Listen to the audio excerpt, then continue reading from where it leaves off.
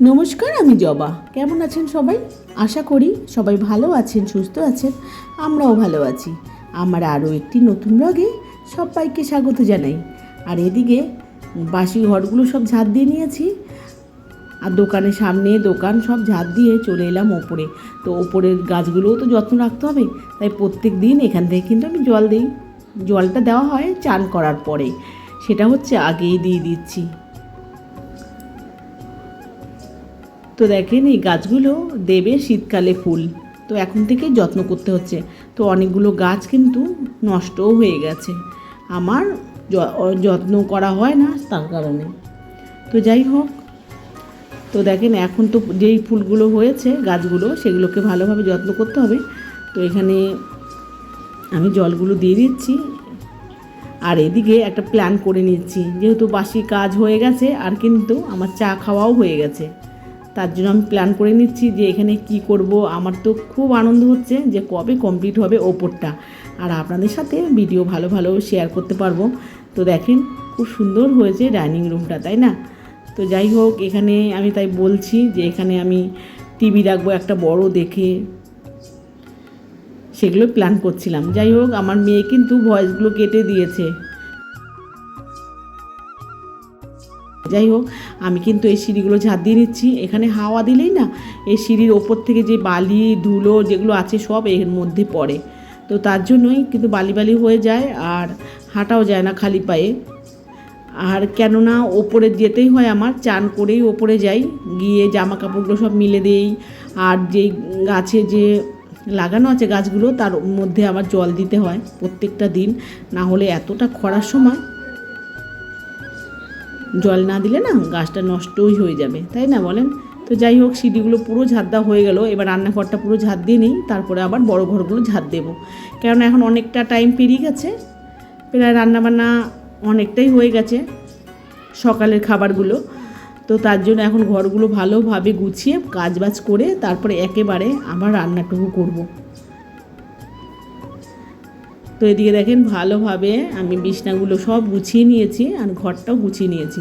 আর কি বলেন তো, এই কাপড় জামাগুলো মেলা আছে, এগুলো তো শীত এখন হচ্ছে বর্ষাকাল, তো বর্ষাকালে ভেজা ভেজা জামা কাপড়গুলো থাকে, সেগুলো কিন্তু রাতে মিলে রেখেছিলাম, আর তোলা হয়নি, তো পরেই তুলে নেব। যাই হোক, আমি চলে এলাম রান্নাঘরে। আর দেখেন, এই যে রান্না করেছি সকালবেলা যে ব্রেকফাস্টের বাসনগুলো, সেগুলো কিন্তু সব পড়ে আছে। এগুলো সব ধুয়ে নেব, একেবারে ধুয়ে তারপরে আবার রান্নাটুকু করব। কিছু রান্না আবার বাকিও আছে, তো এদিকে বাসনগুলো মেজে নেব। আর এদিকে দেখেন, শিলনোড়াটা উঠিয়েছিলাম সেদিন সর্ষে বাটতে, আর নামানোই হয়নি, কেননা এ ওপরে কিন্তু থাকলে আবার কাজও হয়। তো আজকে যেহেতু সকালবেলা আমার মেয়ে দেখছিলাম খুব কাশাকাশি করছিল, তার জন্য আবার শিলনোড়ার মধ্যে বাসক পাতা ছেঁচে আর রসও খাইয়েছিলাম, তার জন্য নামানো হয়নি। ভালোই হয়েছিল, তো নামিয়েই ফেলবো। এটা শিলনোড়াটা প্রত্যেক দিন আর ওঠানো হয় না। কি বলেন তো, মিক্সচার মেশিনে সর্ষেটা বাটলে না কেমন যেন হয়ে থাকে, একটু জল জল করে দিতে হয়, তার জন্য আর দেয়নি। কেননা শুকনো শুকনো করে বাটতে হয়েছিল, চাল কুমড়ার ভেতরে ভরে যেহেতু করেছিলাম, তার জন্যই শিলনোড়ায় বেটে নিলে বেশি ভালো হয়। তো যাই হোক, এদিকে দেখেন বাসনগুলো সব মাজা হয়ে গেছে, ধুয়ে নেব। তারপরে একেবারে সমস্ত কাজগুলো গুছিয়ে রান্নাটুকু করব, তাহলে কিন্তু খুবই ভালো হয়, তাই না? এদিকে কাজগুলো সব মিটে গেল, আর মাথায় কোনো চিন্তাও থাকে না যে কাজগুলো এরপরে করতে হবে। এরপরে শুধু রান্নাটুকু করব আমি, যেহেতু মাছ আছে, মাছের ঝোল করব। আর এমনি আপাতত সব কিছুই রান্না হয়ে গেছে।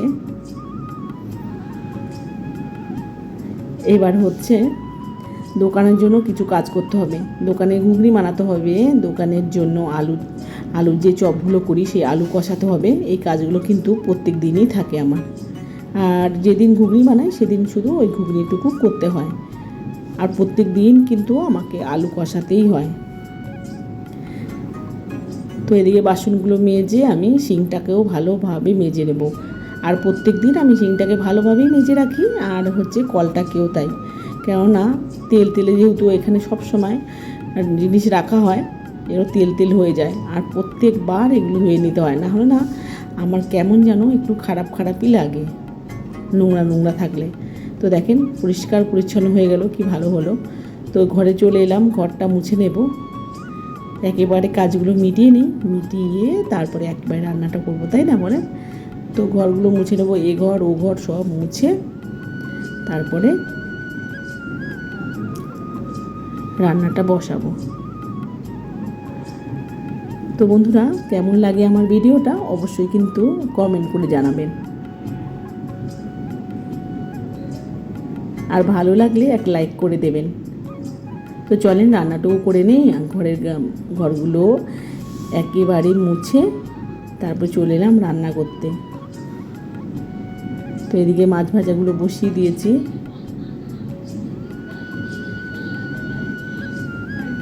মাছ ভাজা করে তারপরে মাছের ঝোলটা করব। আর এদিকে আমার কিন্তু সকালবেলা প্রায় রান্না কমপ্লিটের মুখে মাছের ঝোলটা শুধু করে নিচ্ছি, কেননা একেবারে সকালবেলা রান্নাটা কিন্তু হয়ে যায়। এইটা কি বলেন তো, ফ্রিজের ভেতরে থাকে তো একদম আইস হয়েছিল, ওই আইস মাছটা রান্না করলে না একদম টেস্ট হয় না, তার জন্য অনেকক্ষণ রেখে দিয়েছিলাম। আমি বললাম যে রান্না বান্না সব এইগুলো যেগুলো করলাম সেগুলো করে নিই, তারপরে একেবারে সব কাজ মিটিয়ে পরে রান্নাটা করব। নাহলে সকালবেলা একেবারেই করে নিতাম, নাহলে আমাকে আর ডবল করে খাটনি খাটতে হতো না। এবার আমাকে গ্যাস মুছতে হবে, আবার কিন্তু কড়াইটাও মেজে রাখতে হবে, তাই না বলেন, ডবল করে কাজ হলো। তো যাই হোক, এটা কোনো ব্যাপার না আমাদের কাছে, এটা সবসময় করেই থাকি, আমাদের কাছে কিচ্ছু মনে হয় না।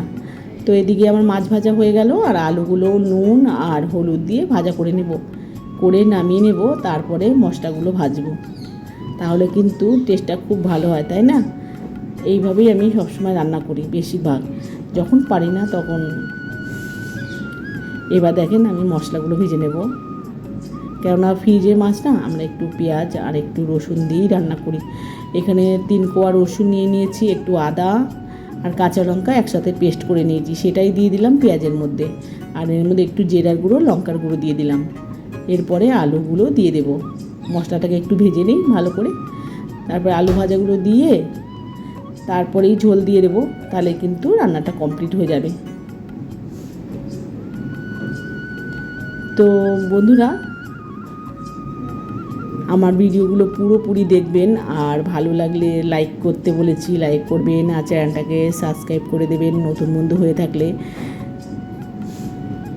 তো বন্ধুরা, এখানে ভিডিওটা শেষ করলাম, দেখা হবে পরবর্তী ভিডিওতে। ততক্ষণ ভালো থাকবেন, সুস্থ থাকবেন, আর এইভাবেই আমার পাশে থাকবেন।